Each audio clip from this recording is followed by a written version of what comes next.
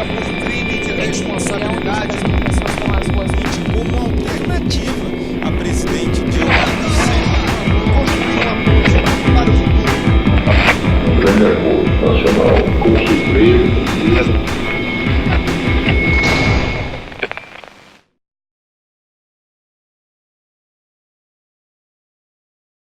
Boa noite, pessoal.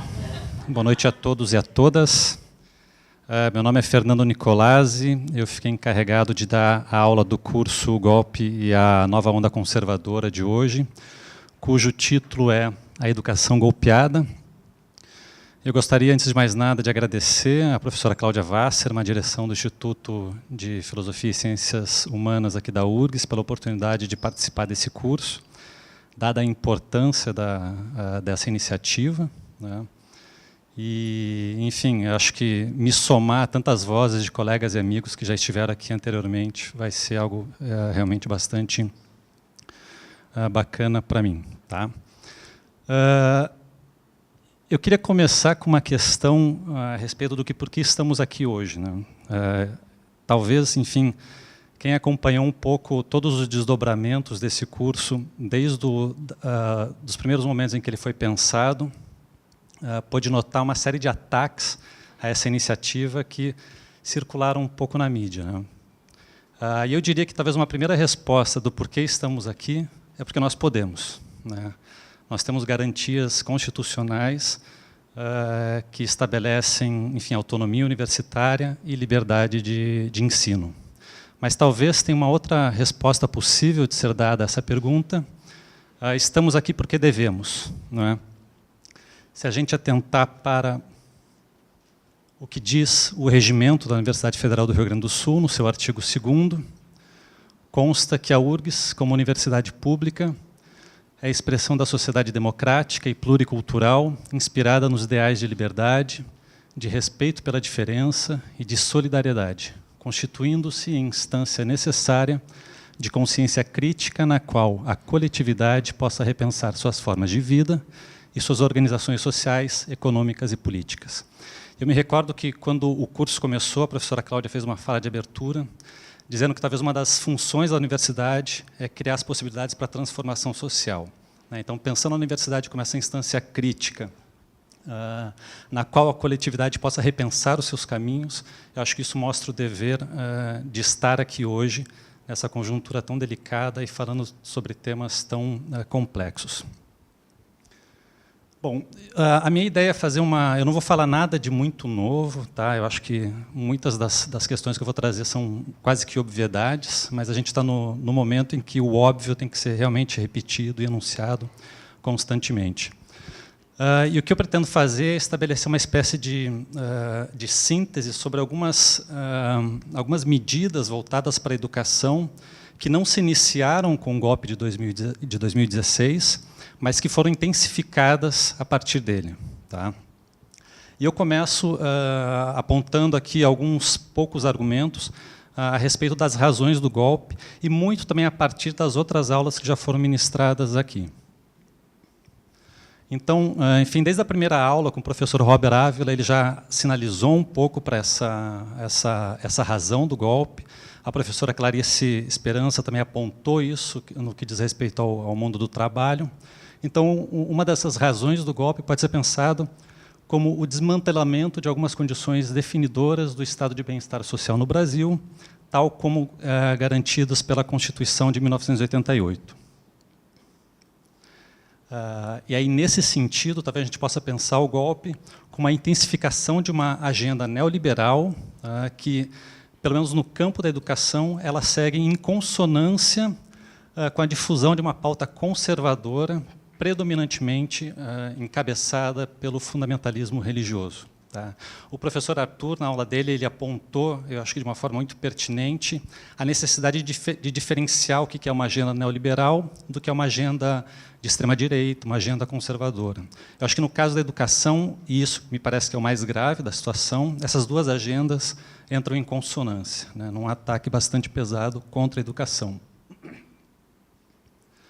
E aí, nesse sentido, eu diria que as razões do golpe, e me valendo do trabalho do Pierre Dardot e do Christian Laval, se ligam ao que ele chama de uma nova razão do mundo, que é o neoliberalismo.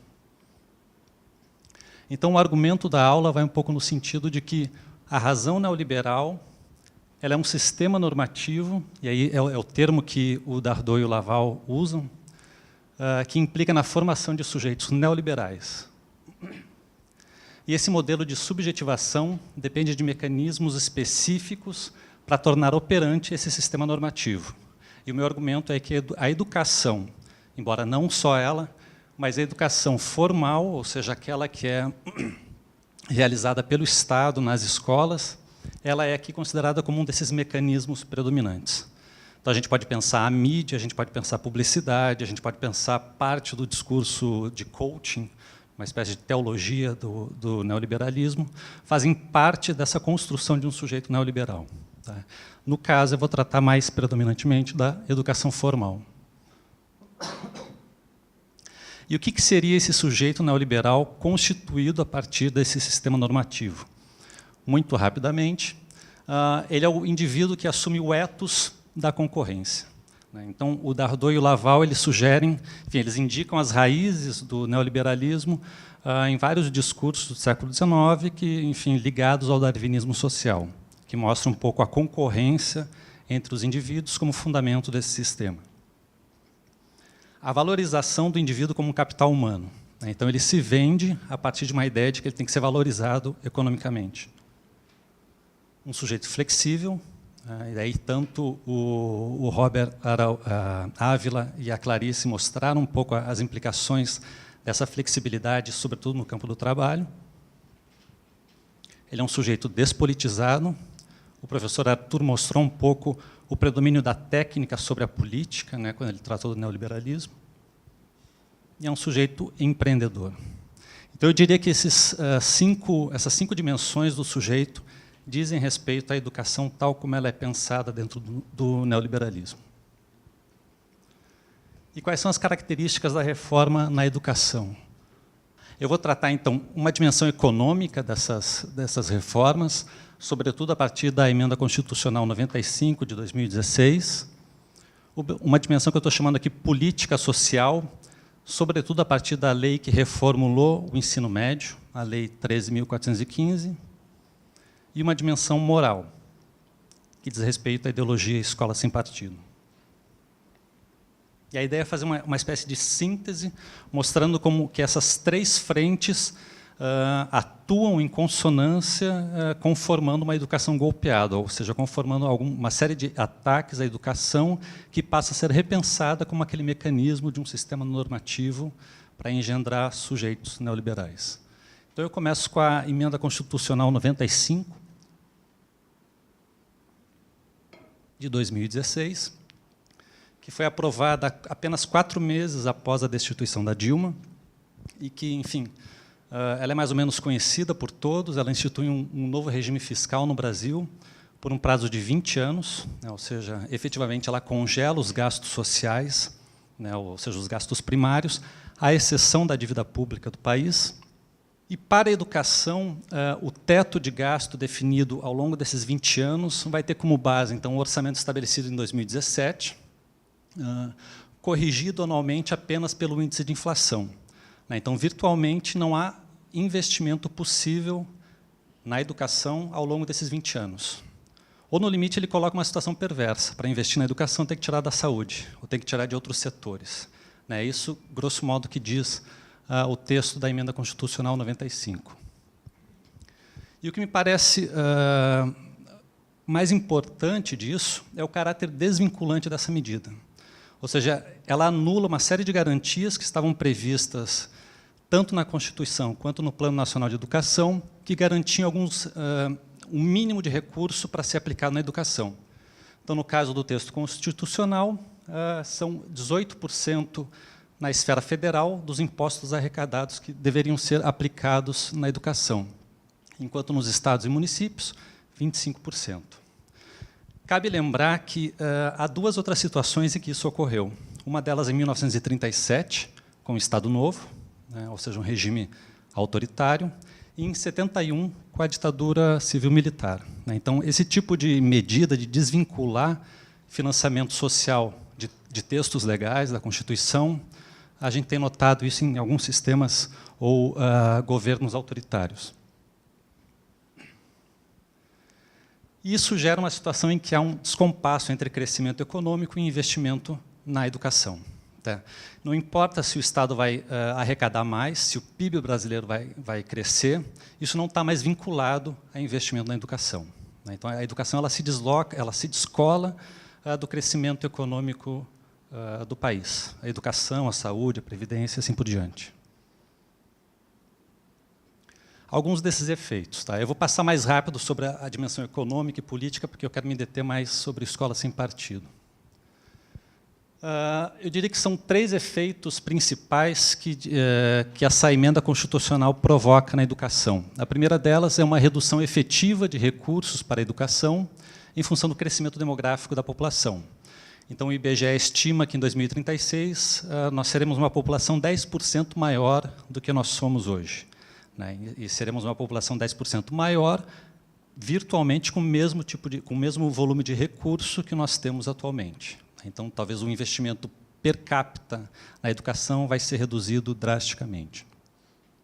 Então, a população, em 2016, estava contabilizada em 207 milhões, ela vai passar para 227 milhões em 2036. A intensificação no déficit da matrícula. Tá? Isso eu acho que também é um dado importante. Esses números aqui também são de 2016, são números dados pelo MEC, então, enfim, não deve ter mudado muito para hoje, mas são em torno de 48 milhões de pessoas matriculadas na educação básica atualmente, para uma população em idade escolar de 63 milhões. Então, a gente já nota um déficit da escala de 15 milhões de matrículas que não foram realmente realizadas para ter um ensino pleno para todas as pessoas em idade escolar. O que me parece é que essa emenda constitucional vai intensificar esse déficit de matrícula. E, por fim, um terceiro ponto que eu acho que é importante, pensando que a educação, de fato, forma para o mundo do trabalho, talvez um dos efeitos perversos dessa emenda constitucional seja a precarização dessa formação para o trabalho. O IBGE também estima que, Gabriel, que na década de 2030, o Brasil vai atingir o seu ápice demográfico em população adulta. Então, se a gente pensar em termos de força de trabalho, vai ser a maior quantidade de pessoas em idade adulta, enfim, que podem trabalhar enfim, a gente vai atingir o ápice dessa força de trabalho.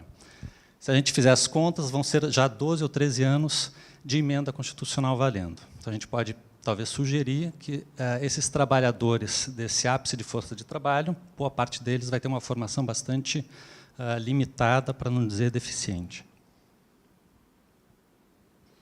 Então, esse é o pano de fundo econômico, me parece, do problema. Né? Agora eu adentro na dimensão que eu estou chamando aqui de política social, que diz respeito à reforma do ensino médio, ou seja, a forma pela qual a educação passa a ser estruturada em termos de currículo e da sua organização funcional, né, que foi aprovada pela Lei 13.415, de 2017, após ter sido implementada com base numa medida provisória. Enfim, para quem... É um texto também mais ou menos conhecido, mas para quem nunca chegou a se dedicar a ele, essa lei estabelece que a carga horária do ensino médio vai ser aumentada, enfim, progressivamente, até atingir 4.200 horas. Né? Então, atualmente, é de 2.400 horas. Então, é a ideia de fazer um ensino integral no ensino médio. Né? Ou seja, as horas diárias passariam de 4 para 7 horas diárias de ensino médio. Isso num contexto de congelamento de investimentos na educação. Tá? E aí, qual que é a saída que o governo encontrou para dar conta disso? Pedir um empréstimo para o Banco Internacional de Desenvolvimento. Né? Ou seja, então ele congela o investimento por um lado, né? Estabelece um teto para esses gastos primários, tirando desse teto a dívida pública, ao mesmo tempo em que ele aumenta a dívida pública. Né? E o que me parece mais também perverso nesse sentido é que é em nome do desenvolvimento da educação. De acordo com essa lei, o ensino médio vai ser dividido em 2 etapas. A primeira delas, uma formação comum, a partir da base comum curricular nacional, né, com um máximo de duração de 1.800 horas. Então, é menos da metade do ensino médio vai ser voltado para essa formação comum. E uma segunda etapa, que estão fazendo o cálculo, pelo menos 2.400 horas, que é voltada para os itinerários formativos dos estudantes. E quais são esses itinerários? Linguagens e suas tecnologias, matemática e suas tecnologias, ciências da natureza e suas tecnologias, ciências humanas e sociais aplicadas, formação técnica e profissional. E aí vem toda a propaganda do governo que a gente vê recorrentemente na televisão, que mostra, então, toda a dimensão positiva disso, de dotar os estudantes de autonomia, de permitir uma formação flexibilizada, que é o que diz o portal do MEC. Então, ao propor a flexibilização da grade curricular, e aí a gente já nota os termos, né, todo um vocabulário muito voltado para, enfim, um contexto linguístico que permeia essa situação neoliberal. Ao propor a flexibilização da grade curricular, o novo modelo permitirá que o estudante escolha a área de conhecimento para aprofundar seus estudos. Com isso, o ensino médio aproximará ainda mais a escola da realidade dos estudantes, à luz das novas demandas profissionais do mercado de trabalho. E, sobretudo, permitirá que cada um siga o caminho de suas vocações e sonhos, seja para seguir os estudos no nível superior, seja para entrar no mundo de trabalho. Qual que é o problema disso? É que a lei não há nada que garanta que todas as escolas vão ofertar os 5 itinerários formativos. Então, a gente pode chegar numa situação em que a escola oferte apenas um itinerário, né? Ou seja, a gente pensa numa escola num ambiente rural, que pode ofertar apenas o itinerário formativo de educação profissional e técnica, né? E se a gente pensar num contexto de crise das ciências humanas, a gente pode também supor, talvez um pouco de uma forma pessimista, que teremos poucas ofertas em itinerários que digam respeito às humanidades e às ciências sociais aplicadas.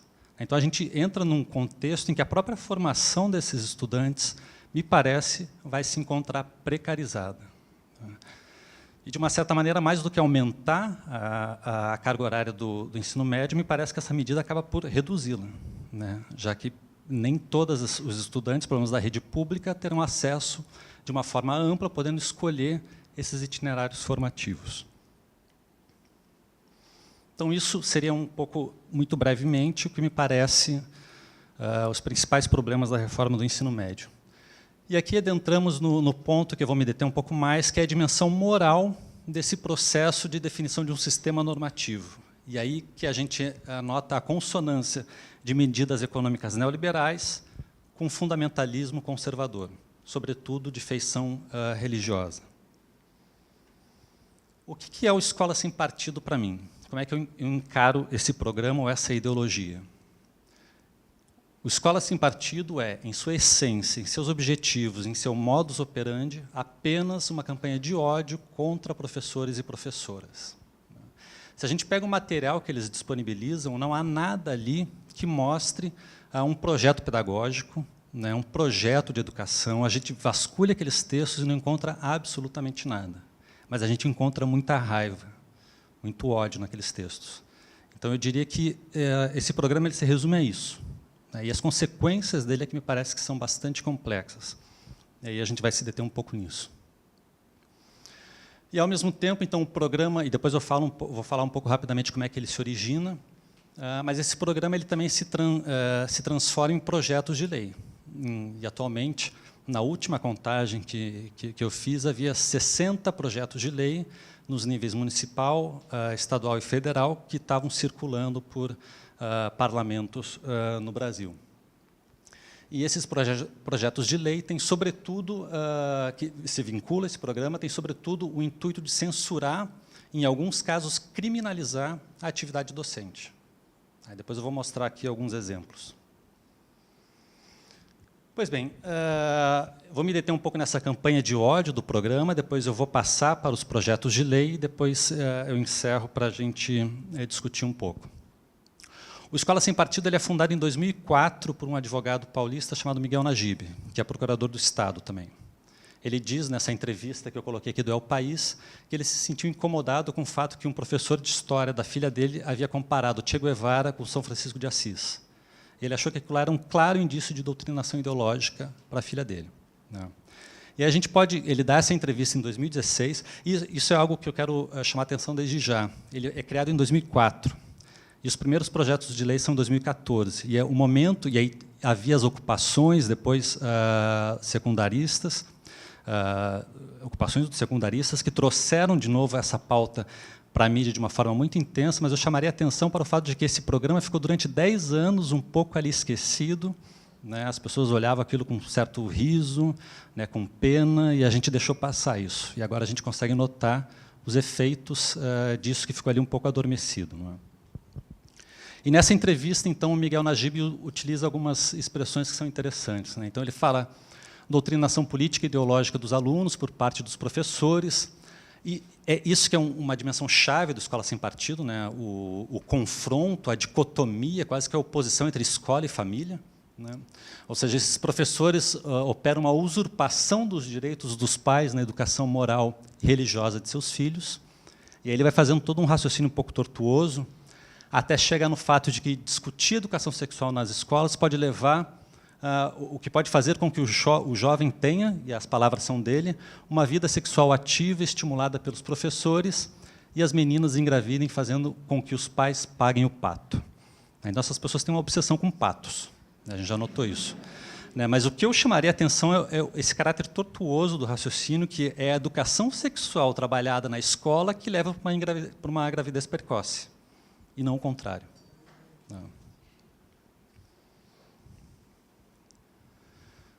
E aí, no site do programa, diz o seguinte, né? Então, Quem Somos é uma iniciativa conjunta de estudantes e pais preocupados, e aqui é para mostrar um pouco como é que essa campanha de ódio vai se constituindo. Preocupados com o grau de contaminação política e ideológica das escolas brasileiras, né? Desde a educação básica até as universidades.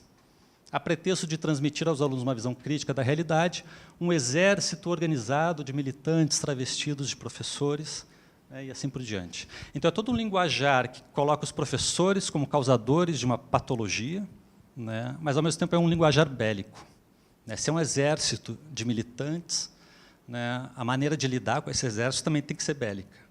E aí vem todo esse caráter, esse peso, essa violência dessa campanha de ódio. E aqui a gente está um pouco no nível discursivo, mas isso também ele é preenchido com uma imagética, né? E aí eu estou me valendo muito dos estudos do Fernando Pena, que é um professor de ensino da história da Universidade Federal Fluminense, que estuda a fundo isso, milita, de fato, contra a Escola Sem Partido. Às vezes eu acho que ele tem 8 irmãos gêmeos, porque ele está em todo que é lugar do país, né, atuando, e de uma maneira muito intensa, muito potente, né, que é algo que tem que ser realmente reconhecido. Incansável ele é na luta contra a Escola Sem Partido. E um desses estudos, o Fernando Pena, mostra um pouco toda essa figuração dos professores por imagens, né? Então, aqui acho que é muito claro, né? Então, é um professor com uma camisa vermelha e uma estrela, não precisa muito esforço para dizer o que isso significa no nosso país, empurrando goela abaixo uma cartilha que fale sobre educação de gênero ou orientação sexual, alguma coisa assim. Uma outra representação, também a mesma estrela vermelha ali, né? Então, é uma campanha clara, não apenas contra professores e professoras, mas também contra um partido político, contra uma certa ideologia política, né? Então, é uma professora que, ao contrário de talvez trabalhar com religião, fica vomitando lixo, vomitando sexo na cabeça dos estudantes, que são sempre representados de uma maneira passiva, com os olhos arregalados, sem saber muito como lidar com isso. Isso tudo é tirado da página de Facebook do Escola Sem Partido, mas a gente vê como é que isso se multiplica, então, nas redes sociais. E aqui eu tirei apenas um exemplo de uma foto que mostra, né? Então, ensine ideologia de gênero para minha filha que você não vai para a cadeia, eu vou para a cadeia. Então, notem bem como que é toda também uma construção de imagens onde predomina a violência, né? Seja no discurso, seja nas imagens, a gente só vê violência. E aí, continuando ainda um pouco na linguagem do Miguel Najib. E eu destaco esse trecho, que também está num texto do Fernando Pena, porque é o coordenador do movimento, numa audiência pública na Câmara dos Deputados, ou seja, está no Parlamento Nacional, é o representante no movimento, o principal representante. Então, eu diria que isso é a Escola Sem Partido. E o que ele diz ali, então? Ele está debatendo um pouco esse argumento surrado de que os estudantes não são tábula rasa, etc. E ele continua, é um argumento que é típico dos abusadores que procuram minimizar a gravidade dos seus atos apelando para a condição pessoal das suas vítimas. E não contente, ele avança um pouco mais. E digo mais, é um argumento também típico dos estupradores que alegam em sua defesa que aquela menina de 12 anos que eles acabaram de violentar não é tão inocente quanto parece. Então, essa comparação de professor com estuprador acaba virando uma recorrência. A gente nota isso aqui em Porto Alegre. Houve uma sessão da Comissão de Constituição e Justiça na Câmara de Porto Alegre, eu estava presente nesse dia. Estava sendo debatido a constitucionalidade do projeto do vereador Walter Nagelstein, que também procura instituir o Escola Sem Partido aqui na nossa prefeitura.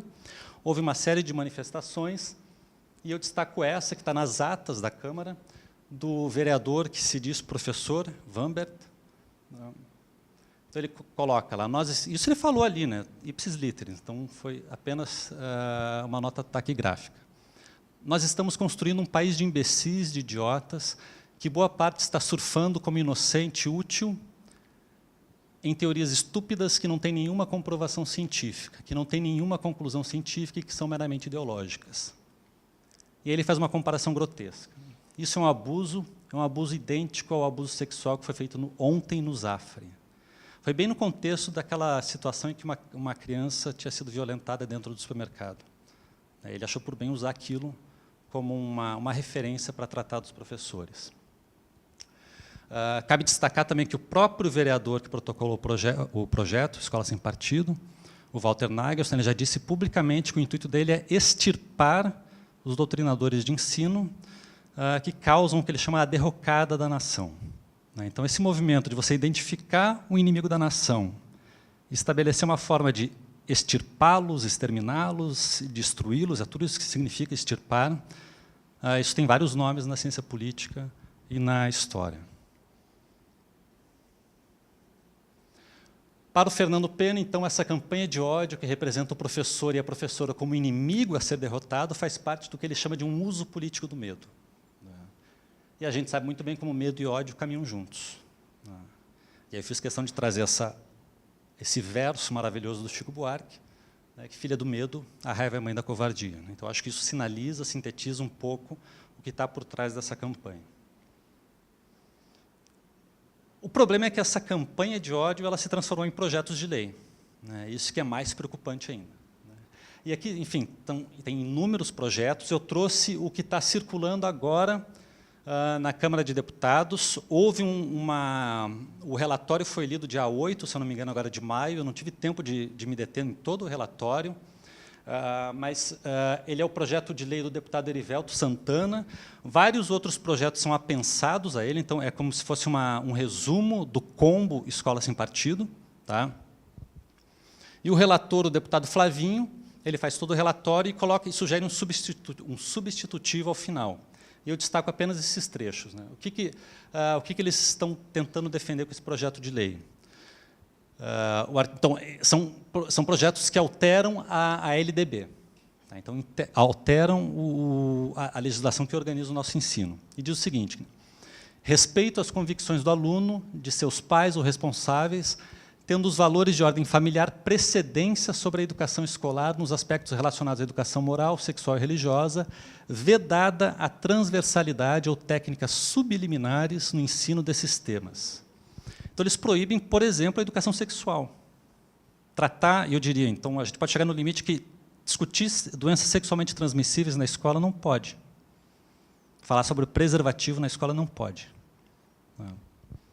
E mais, parágrafo único. A educação não desenvolverá políticas de ensino, nem adotará currículo escolar, disciplinas obrigatórias, nem mesmo na forma complementar ou facultativa que tendam a aplicar o que eles chamam de ideologia de gênero, o termo gênero ou orientação sexual. Não pode. Daí, se a gente pega o texto da BNCC, das bases comum curriculares, gênero só diz respeito ao campo da literatura, gêneros de escrita. Então, eles estão sendo muito bem-sucedidos nesse esforço. E mesmo que essas leis não sejam aprovadas, me parece que o estrago já foi feito. E vai ser difícil de recuperar. Aqui, esse é um outro projeto de lei. Ele já foi retirado pelo autor, mas é só para mostrar como que eles tentaram abarcar tudo. Se aqueles outros projetos dizem respeito à LDB, esse aqui incide sobre o Código Criminal Brasileiro e tipifica o crime de assédio ideológico.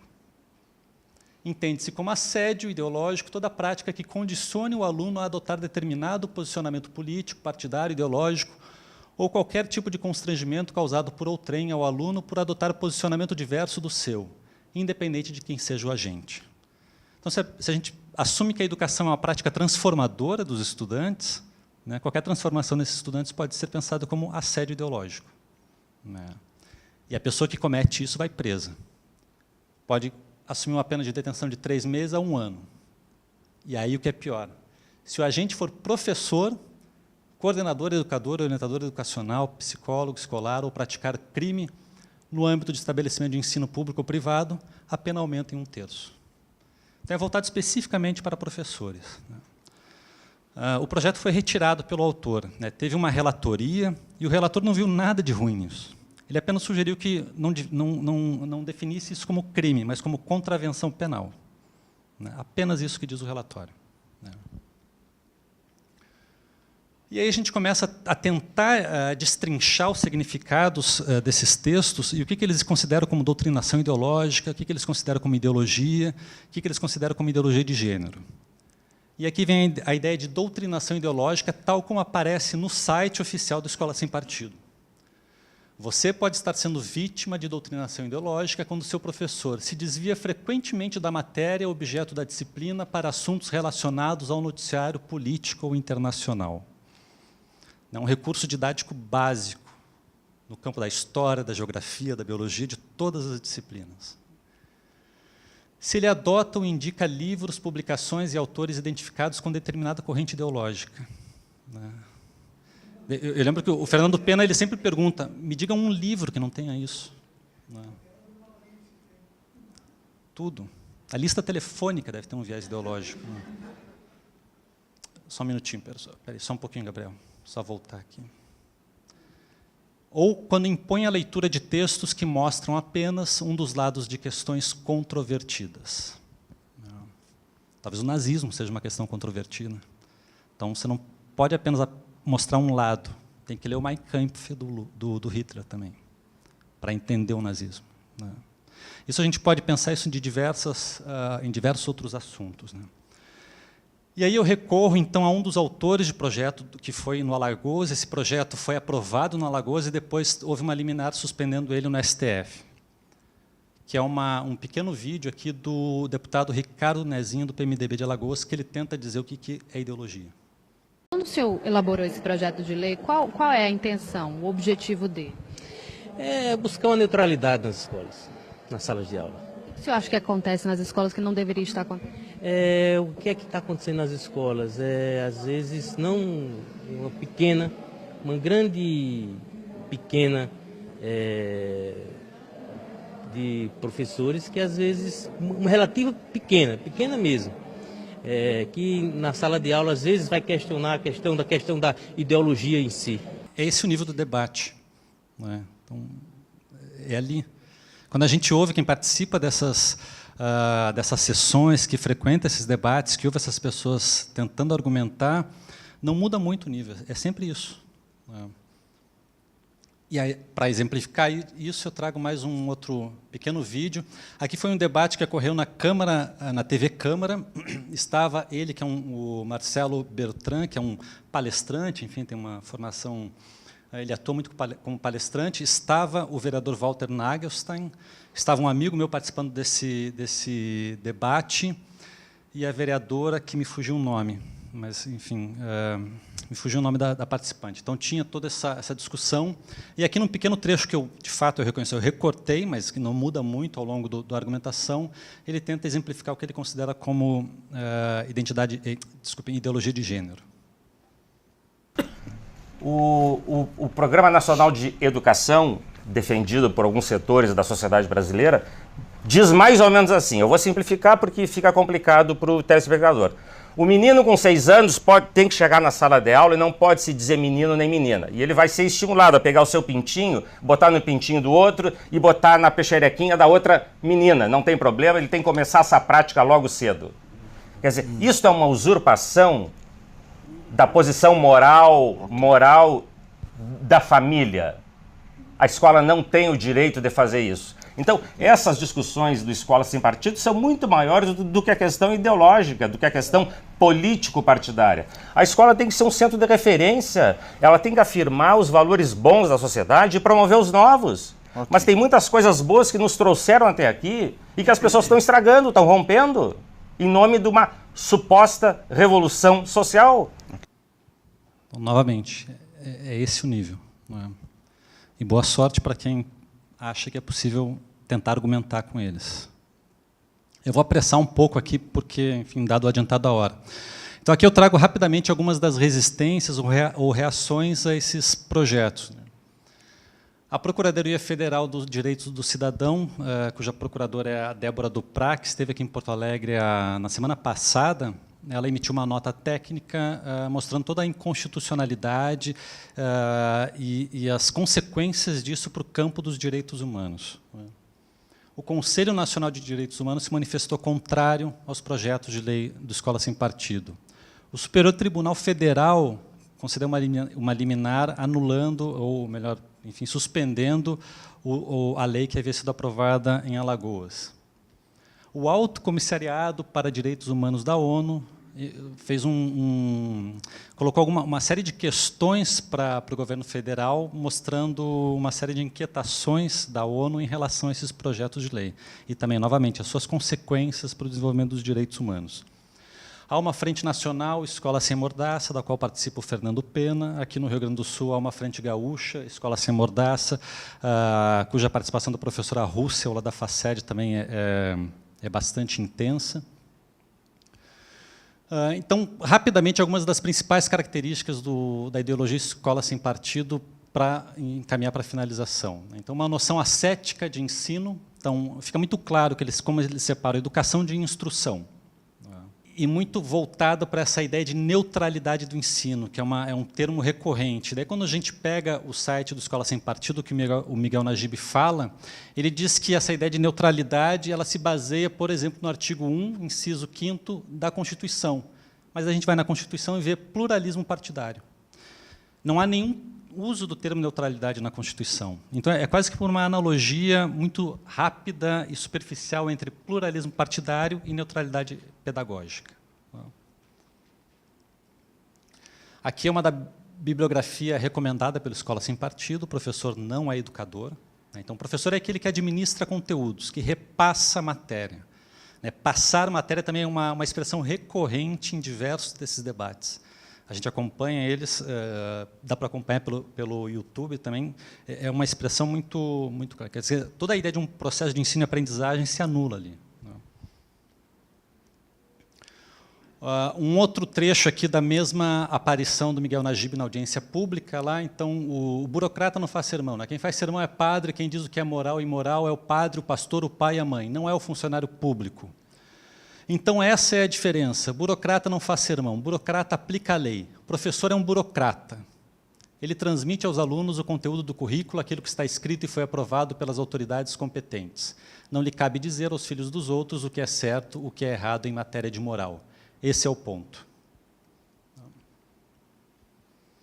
Então, aqui, já concluindo, eu diria que também outra característica é essa ideia do familismo como moral social, que é algo óbvio, assim, ele transparece nesses textos. E aqui a gente já teve uma aula do professor Jurandir Malherbe, em que ele citou muito bem todo o histórico dessa forma de pensamento aqui no Brasil, a partir de toda a tradição patriarcal e paternalista, e patrimonialista. Enfim, uma confusão entre o público e o privado. Então, você tem não apenas uma confusão, mas uma preponderância do privado sobre o público, e, sobretudo, a desconsideração da escola como um espaço de mediação entre um e outro. A escola ela é antagônica à família, ela não é complementar à família no sentido de mediar o público e o privado ou mediar a casa e a rua. Ela é algo a ser simplesmente deixado quase que de lado. Eu acho que está implicado aí também uma despolitização da atividade educacional, né, e todo um pensamento da educação como prática de consumo. O Miguel Najib fala isso abertamente, ele se baseou no Código de Defesa do Consumidor para elaborar a ideologia dele. Então, quer dizer, a escola oferece um serviço, né, seja público ou privado. Então, você tem uma relação de consumo ali com essa escola. E, no caso dele, acho que isso fica evidente nas manifestações por redes sociais, a confusão entre paternidade e maternidade como uma relação de propriedade, né, que fica evidente na página de Facebook dele. Não mexam com as nossas crianças, meus filhos, minhas regras. É como se não houvesse nenhuma dimensão social nisso implicada. Então, finalizando, voltando àquele argumento... Espera aí, que eu voltar aqui.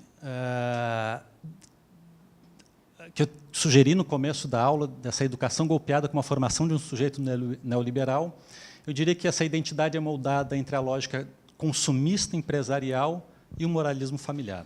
Isso a gente vê diversas vezes também pela mídia, por matérias, e aqui eu trago essa apenas para ilustrar, né, um texto sobre educação para a felicidade, em que a autora diz que hoje vamos falar de uma das ferramentas que ajudam os pais a educarem para a felicidade, os planos de ação. É conhecido que a maioria das empresas tem excelentes estratégias para desenvolver seus negócios e crescer. Apenas algumas, porém, conseguem realmente implementar as estratégias escolhidas. A diferença está justamente na capacidade de foco e na implementação de um bom plano de ação. Assim também é com nossos filhos. É que nem uma empresa, né? A família se converte numa empresa. O Pierre Dardot e o Christian Laval também tocam nesse ponto, né? E só para concluir mesmo, deixo uma pergunta, né? Nessa nova razão do mundo, que razões podemos dar para a educação?